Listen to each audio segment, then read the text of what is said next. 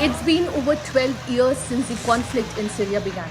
In this time, over 350,000 people have died and half of Syria's population has been displaced. Even chemical weapons have also been deployed in this war. The Syrian conflict has raged longer than 2 world wars. The Syrian conflict has lasted for 12 years and counting, longer than the 2 world wars combined. Syrian President Bashar al-Assad, aided by Iran and Russia, now controls most of Syria and is likely to remain in power.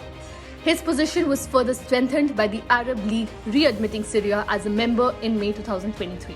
Syria had been suspended from the League in 2011. The conflict in Syria dates back to 2011. Many people were unhappy with the unemployment, widespread corruption, and lack of political freedom. It began with demonstrations in support of teenagers who were arrested for anti-government graffiti in the southern town of Daraa. The arrest sparked outrage throughout Syria, where the protesters were violently suppressed by government security forces. The conflict quickly escalated and the country descended into a civil war that forced millions of Syrian families to flee their homes. 12 years later, the conflict is ongoing, with Syrians continuing to pay the price. There are many players in the Syrian conflict. The conflict began as a Syrian uprising against the government of Syria and its leader, President Bashar al-Assad.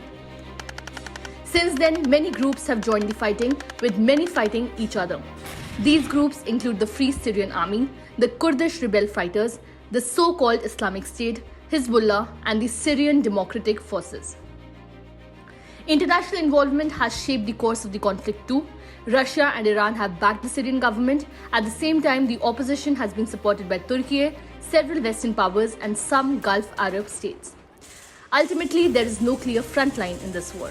It's a fractured conflict with multiple parties, and civilians are caught in the middle of shifting power dynamics and territories, not knowing where will be safe for them and their families.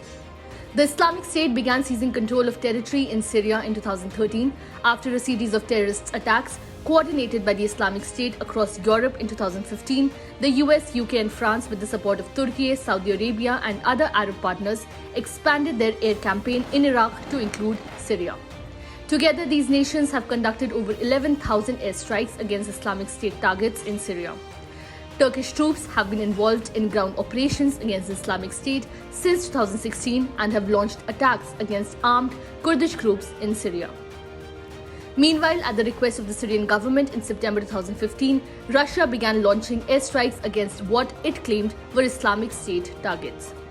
With Russia and Iranian support, the Syrian government has steadily regained control of territory from opposition forces. The regime has been accused of using chemical weapons numerous times over the course of the conflict, resulting in international condemnation in 2013, 2017 and 2018.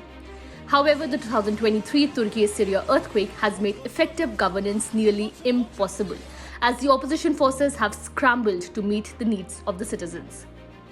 Efforts to reach a diplomatic resolution have been unsuccessful. Geneva peace talks on Syria have been unsuccessful in reaching a political resolution, as opposition groups and Syrian regime officials struggle to find mutually acceptable terms for resolving the conflict.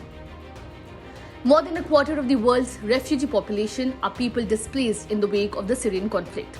Refugees first started leaving Syria in large numbers in 2012, with the UN High Commissioner for Refugees recording around 730,000 Syrian refugees in that year.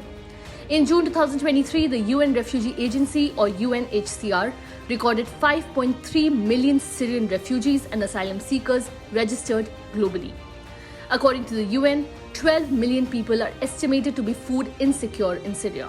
Syria has also seen substantial economic disruption. In 2017, the World Bank estimated the proportion of the population living in extreme poverty rose from 12% of the population in 2007 to 63% in 2016. In fact, poverty and unemployment are the biggest problems within Syria currently, with over 90% of the population in Syria living below the poverty line. High levels of inflation and a record increase in prices of more than 800% in the last 2 years are making basic goods and services unaffordable. According to a World Bank report, in 2018, 14% of the people in Syria didn't have access to electricity, a statistic that has been increasing since the outbreak of war. Even those with power to their homes face nationwide blackouts when pipelines and power plants are targeted. As early in the conflict as 2015, the WHO reported that almost 60% of hospitals in Syria had been destroyed or damaged, and more than half of the country's health workers had fled or been killed. The majority of Syrian refugees have stayed in the Middle East. Syria's neighbors, Lebanon, Jordan and Turkey, are hosting over 90%. Other families have fled to neighboring Iraq, Egypt or North Africa.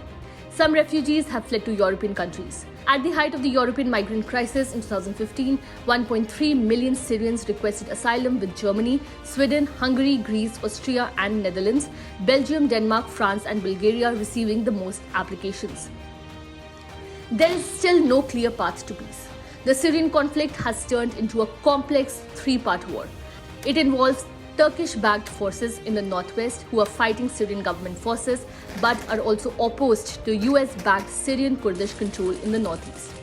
Turkish-backed forces in the northwest are adamant that any peace agreement involves transitioning away from Syrian President Bashar al-Assad. There is hope, however. Within Syria, families demonstrate incredible resilience and resourcefulness, creating homes, running schools and businesses. Beyond Syria's borders, a generation of young refugees is building skills and seeking solutions through further education, determined to rebuild their shattered country when they can at last return. This was all for this video. Thank you for watching.